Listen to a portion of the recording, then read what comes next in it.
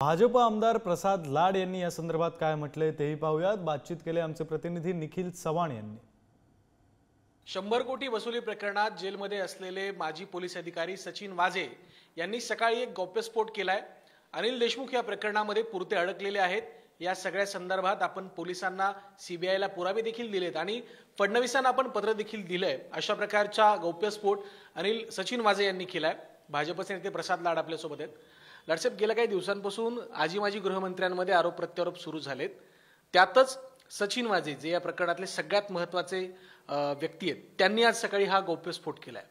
खरं तर टायमिंगची चर्चा होते, नेमका सचिन वाझेंनी आताच नेमका या सगळ्या संदर्भात कमेंट का केली असेल?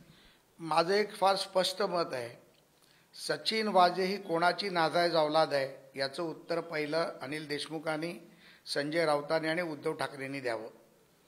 ज्या सचिन वाझेला 2003 मध्ये ख्वाजा युनिसच्या खून प्रकरणात सस्पेंड केलं गेलं, 2003 पासून 2019 पर्यंत जो व्यक्ती सस्पेंड होता त्याला देवेंद्रजी मुख्यमंत्री असताना सर्व्हिसमध्ये घ्या म्हणून कोण मागे लागलं होतं? ती व्यक्ती कोण होती? तर ती व्यक्ती होती उद्धव ठाकरे। उद्धव ठाकरे मुख्यमंत्री